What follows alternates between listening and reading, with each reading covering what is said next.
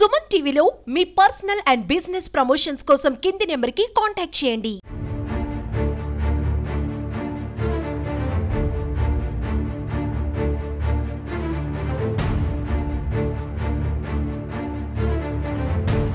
ఆంధ్రప్రదేశ్లోని విజయవాడ జల దిగ్బంధంలో మునిగిపోయిందని చెప్పవచ్చు. తుఫాను మిగిల్చిన కథలో నుంచి ఒక కథే ఎం పావని కథ.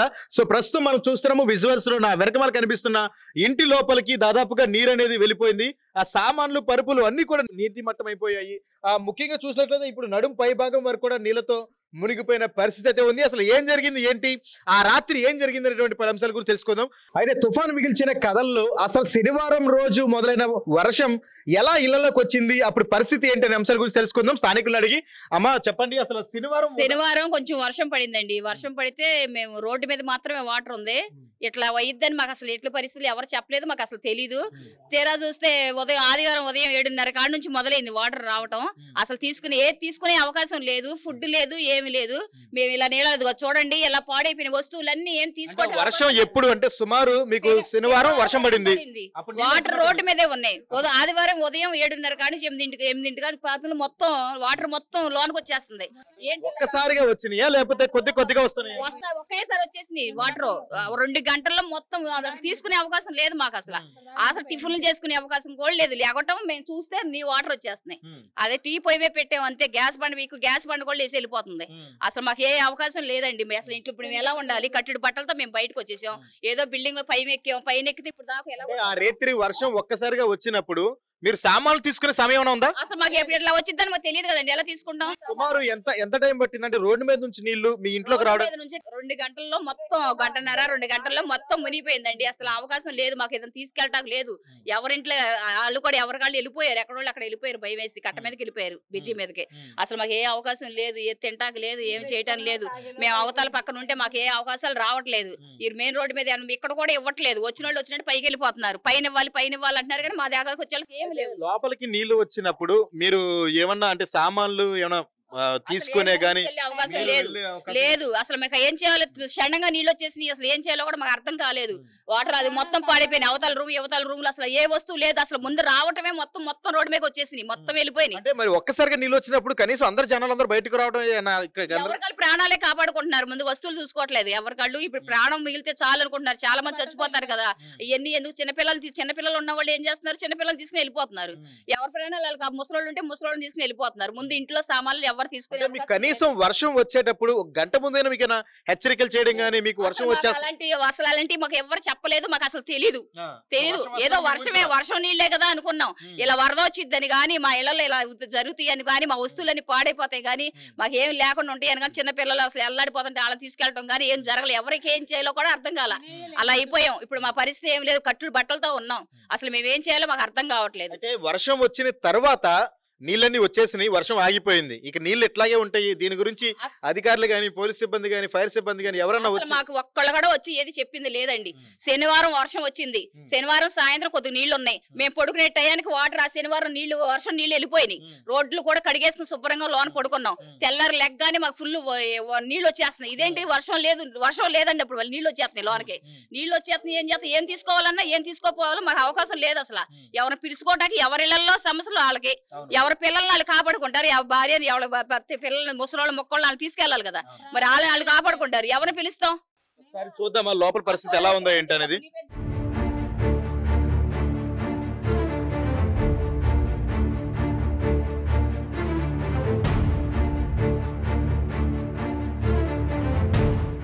వెళ్ళాలి ఎందుకంటే మీరు ఇప్పుడు మనం నిలబడింది రోడ్డు, అంటే రోడ్డుకి ఎడ్జ్ భాగంలో నిలబడ్డాము. రోడ్డుకి అటువైపు ఇటువైపు కూడా డ్రైనేజీలు అనేవి ఉంటాయి. అవి దాదాపుగా 4 అడుగుల లోతు వరకు ఉంటుంది. అంటే ఇప్పుడు నడుం పై భాగం వరకు వచ్చిన నీళ్లు ఇప్పుడు ఇంకా డ్రైనేజీలు కనుక కాలు పెడితే ఇంకా మనకి అది పీక లోతు వరకు వెళ్ళే అవకాశం ఉంటుంది. సో దయచేసి రోడ్డు మీదకి వెళ్ళేటప్పుడు కానీ, నడిచేటప్పుడు కానీ రోడ్డుకి ఇరువైపులా డ్రైనేజ్ అనేది ఉంటుంది కాబట్టి ఆ డ్రైనేజ్ కూడా దృష్టిలో పెట్టి వెళ్ళాలి. సో ఇప్పుడైతే మనం మెట్లు ఉన్నటువంటి కాళ్ళ కింద ఇవి మనం ఊహించుకుని వెళ్ళిపోవడమే అంతే తప్ప కింద ఏముందనేది ఇంటి ఓనర్ తప్ప మనకు కూడా తెలియదు.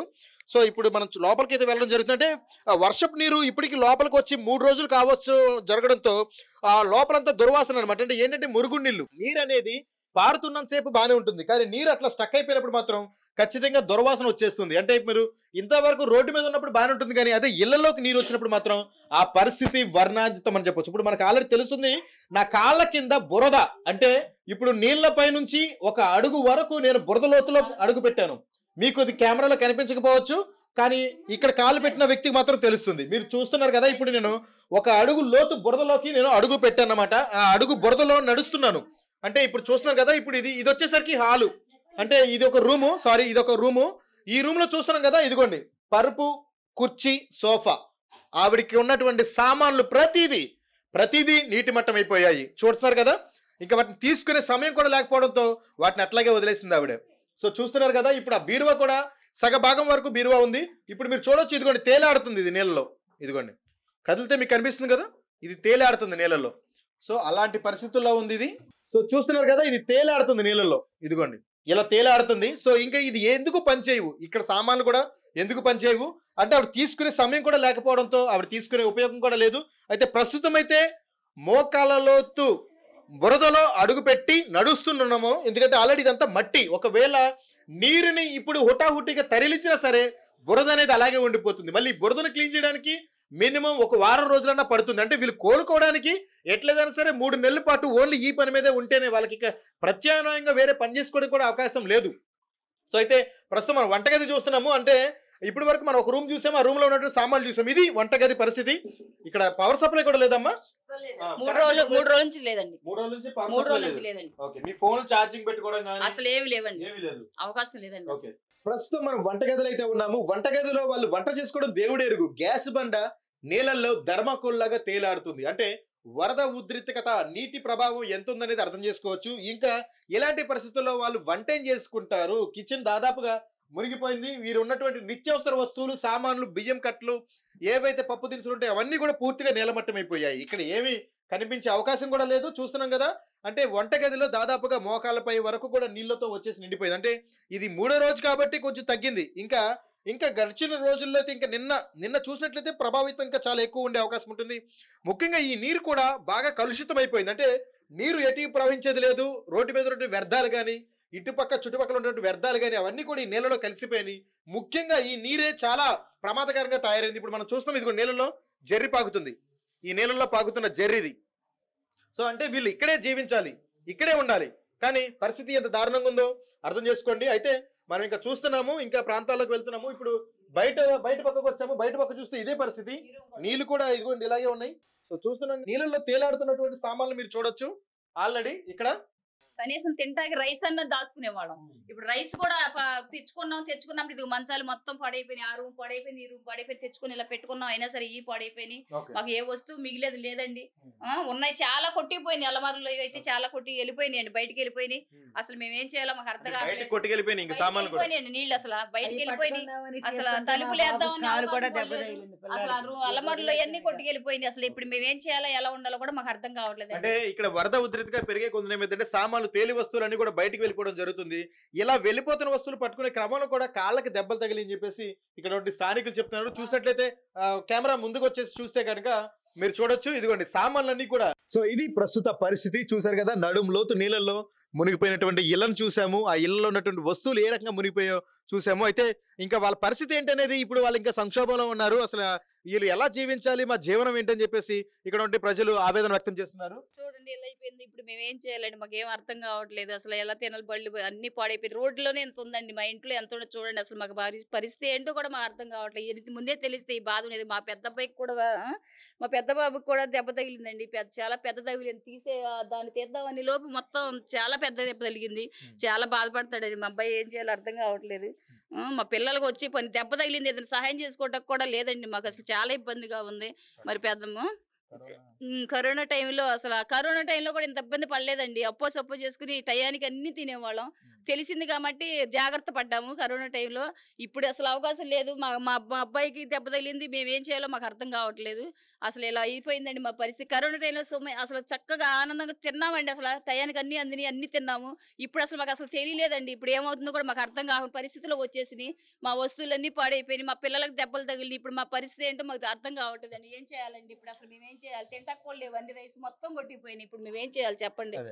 సో ఇది ప్రస్తుత పరిస్థితి చూస్తున్నాం కదా. కరోనా సమయంలోనే మాకు కొంచెం బాగుంది, కనీసం అప్పుడైనా సరే ఇలా నీళ్లతో ఇబ్బంది కాదు కానీ ఆకలితో ఇబ్బంది పడ్డం తప్ప ఉండడానికి తిండి పడుకోవడానికి స్థలం అనేది ఉంది, కనీసం ఇప్పుడు ఉండడానికి స్థలం కూడా లేదు. అలాంటి పరిస్థితుల్లో మేము ఉన్నాము. ఇప్పుడు మోకాళ్ళలోతు అంటే నడుంకు పై భాగం వరకు ఉన్న నీళ్లు పోవడమే ఒక ఎత్తు అయితే, దీని తర్వాత ఉన్న బురద అంటే ఇప్పుడు మనం నిలబడింది నీళ్ళలో కాదు బురదలో.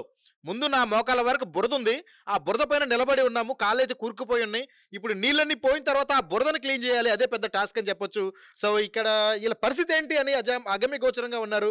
అయితే ఇక్కడ ఇంకొక ఆవిడ కూడా అడిగి తెలుసుకుందాం. చూడండి, మా బాధ అంతా ఎవరికి చెప్పుకుందాం అన్నా కూడా మా దగ్గరికి వచ్చేవాళ్ళు ఎవరు లేరు. కనీసం తాగడానికి నీళ్ళు ఇవ్వమన్నా కూడా ఎవరిని అడుగుతాము, ఎవరి కాళ్ళకి ఇబ్బంది పడుతున్నారు. ఆ వెళ్తున్న ఈ బాబు మంచినీళ్ళు లోపలికి అంటున్నారు, మాకంటూ తాగడానికి కూడా నీళ్లు లేవు. ఇదిగో మా పరిస్థితి ఎట్లా. నేను ఊరి నుంచి వచ్చాను చెల్లి దగ్గరికి, కనీసం ఏమైపోయారని నేను వచ్చాను. ఆ రోజున ఇదంతా ఇలా జరిగింది. తీసుకున్న అవన్నీ పట్టుకుని ఎలాగోలా ఏదో ఒకటి ఎక్కువగా రేటుగా ఉన్న వస్తువులన్నా తీసుకుందాం అనుకుంటే ఈలో పెద్ద బాబు మీద కాలు మీద పడిపోను, కాలికి దెబ్బ తగిలింది. ఇక బాబు కూడా కిందకి రాట్లా. ఇక అందరం పైనే ఉండిపోయాం. ఎక్కడ ఉన్నారు మీరు పైన? ఈ చర్చి అయ్యా ఇది, ఈ చర్చిలో ఉన్నాము. ఒక 30 మంది దాకా ఈ చర్చిలో ఉండిపోయాము. తెల్లారి కతి ముసలి వాళ్ళని పిల్లల్ని వాళ్ళని కతి కట్టకి చేర్చేసాం. వాళ్ళు దూర ప్రదేశాల్లో ఉన్న వాళ్ళ చుట్టాల ఇంటికి వెళ్ళిపోతామంటే పంపించాం. మేము మాత్రం ఒక 10 మంది దాకా ఇంట్లో ఉండిపోయాము. ఇక ఎక్కడికి వెళ్తాకి లేదు. ఎక్కడికి వెళ్ళాలన్నా ఇప్పుడు చుట్టుపక్కలే ఉన్నారు మా బంధువులు కూడా, వాళ్ళ పరిస్థితి కూడా ఇదే. మేము వెళ్ళి వాళ్ళ దగ్గర ఏం చేయము, అందుకని ఇక్కడే ఉన్నాం. మీరే దయచేసి ఇదిగో మా పరిస్థితిని అర్థం చేసుకుని మాకు ఏదైనా సహాయం మీరు తొందరగా అందించమని మీ అందరు మేము కోరుకుంటున్నాం. విషయం అయితే కనుక చాలా సీరియస్ గానే తీసుకోవాలి. ఆంధ్రప్రదేశ్ ప్రభుత్వం ఊహించిన విపత్తు అయితే ఎదురైంది. ప్రస్తుతం సేవ్ విజయవాడ అని చెప్పేసి అయితే హ్యాష్ నడుస్తుంది. అయితే దాన్ని పక్కన పెడితే ఇక్కడ ఉన్నటువంటి పరిస్థితి మన వీడియోలో చూసిన దానికంటే కూడా చాలా దారుణంగా ఉంది. కెమెరాలోను రిపోర్టర్లు కూడా చెప్పలేనని, వర్డ్స్లో చెప్పలేనటువంటి నష్టం అయితే ఇక్కడ కలిగిందని చెప్పొచ్చు. మనం చూస్తున్న ఇలాంటి కథలు వేలగా ఉన్నాయి అనమాట. ఇక్కడ మనం చూస్తుంది ఒక ఎత్తే, అంటే మన కళ్ళ ముందు మీ కెమెరాలో చూస్తుంది 1%, అంటే మిగిలిన 99% నష్టం ఇక్కడ జరిగింది. దీన్ని ఎవరు చెప్పలేరు, ఎవరు తీర్చలేరు. కనీసం ఇప్పటికైనా సరే ప్రతి ఒక్కరు కూడా నడుం బిగించుకొని విజయవాడలోని ఇలాంటి ముంపుకు గురైనటువంటి ప్రాంతాలను సందర్శించి వారికి తగినటువంటి ఆర్థిక సాయం చేయాలని చెప్పి సుమన్ టీవీ నుంచి విజ్ఞప్తి చేస్తున్నాం.